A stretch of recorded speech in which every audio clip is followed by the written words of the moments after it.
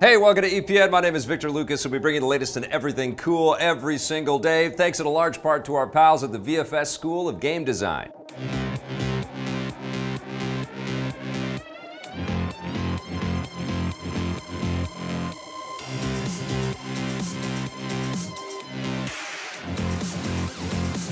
Thank you so much, Vancouver Film School. Now, this rundown is dedicated to Richard Fiddler, who says it's crazy how time flies. He remembers watching EP back on the Space Channel in the mid-90s. Well, this rundown is all yours, Richard. You don't have to have gone to E3 to get a good look at Beyond Good and Evil 2.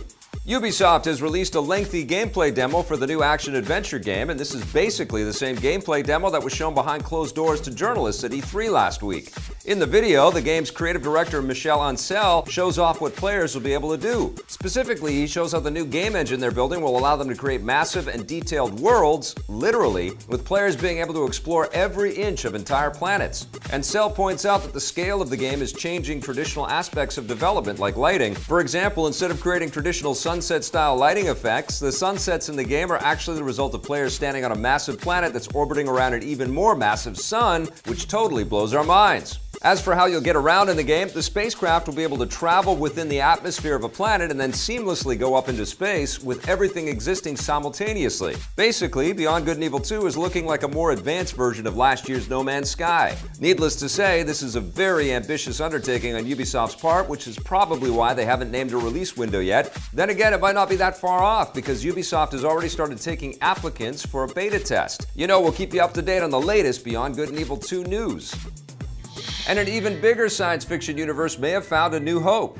Ron Howard has spoken publicly for the first time since coming aboard the troubled Han Solo prequel movie. Earlier this week, Disney and Lucasfilm fired original directors Phil Lord and Chris Miller, who had been shooting the film since February. Howard was officially announced as their replacement a day later, and now we're getting a better idea of what he intends to do with the film. Writing on Twitter, Howard says that his goal is to honor the work that's already been done and help deliver what fans are expecting from a Han Solo adventure. He adds that he's beyond grateful to finally work on a Star Wars film after being a fan of the franchise since the beginning and a longtime friend and collaborator of creator George Lucas. Howard didn't mention Phil Lord and Chris Miller, though, so when he says that he intends to honor the work that's already been done, there's no telling how much of the film he'll reshoot. Reports indicate that the reason Lord and Miller were fired is because they were making the movie too funny, while the studio wanted a more traditional tone in line with the original Star Wars films. Over my dead body. Hopefully, all this behind-the-scenes turmoil won't ruin the final film. Production is slated to resume on July 10th with Howard at the helm, and they have less than a year to go before the movie hits theaters. Don't worry,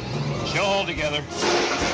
Game maker Valve has knuckled down and come up with a fancy new pair of VR controllers. The company has begun shipping their new Knuckles VR controller prototypes to developers. First unveiled during their Steam Dev Days conference last year, the Knuckles controllers are built for the Valve co-developed HTC Vive headset, and the thing that sets them apart from the existing Vive controllers is that they offer full motion tracking for all 5 fingers in each hand. This will allow players to point and touch objects within the game world using specific fingers, giving you more dexterity and allowing developers to think up new interactive possibilities. It will be a while before we start seeing this in games, though. Since the controllers are only now being shipped to developers, it will take them some time to figure out how to use them and implement them in games, but we can't wait to see what they come up with. It's also unclear when the Knuckles controllers might be available for regular consumers because Valve and HTC haven't named a release window yet. If you want something similar right now, the touch controllers for the rival Oculus Rift also provide finger tracking, although Valve says that their controllers are much more sensitive. Apparently, they're hoping to give the Oculus Touch a knuckle sandwich.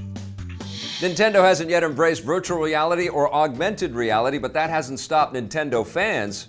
Amateur game developer Abhishek Singh has created an augmented reality version of Super Mario Bros. That's playable on the Microsoft HoloLens glasses. It's basically a 3D recreation of the first level from the classic Mario game, which users can navigate within the real world. Needless to say, this is not an official release, and if Nintendo ever did start making augmented reality games, they probably wouldn't be making them for a Microsoft device. Still, fan-made games like this show the potential of AR and VR, so it's only a matter of time before big game makers like Nintendo take bigger steps into the format. Nintendo has technically been involved with AR before. Last year's breakthrough AR game, Pokemon Go, was co-published by the Pokemon Company, which Nintendo partially owns, although they didn't have as much to do with the making of the actual game itself.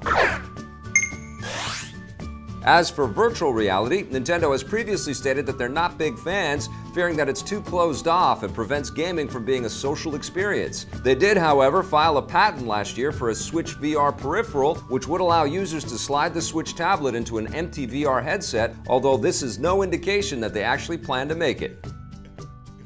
PS4 gamers might be able to get in on the violent mayhem of Battlegrounds. The hit PC game PlayerUnknown's Battlegrounds, which was just announced to be getting an Xbox One version, might be coming to the PS4 as well. There have been conflicting reports about whether or not a PS4 version is on the way, with several outlets claiming that it will be an Xbox One exclusive. Now, developer Blue Hole Studios appears to have denied this. In a statement released to Game Informer, the studio says that they're always looking at other platforms to potentially introduce their game, which means that they're open to the PS4 and other systems. For now, they're just working on the Xbox One version, which is slated to arrive later this year. Battlegrounds was first released on the PC via Steam Early Access back in March and is an open-world survival game where players fight each other to the death and the last player standing wins. It's basically a video game version of Battle Royale or the Hunger Games and is already a huge hit with more than 4 million copies sold, despite the fact that it hasn't even left Early Access yet. It won't be finished by the time it hits the Xbox One because it will only be available via the Xbox Game Preview program, which is similar to Steam Early Access. The final finished version of Battlegrounds is slated to arrive on the PC and Xbox One sometime next year. That seems like it would be the perfect time to release it on the PS4 as well.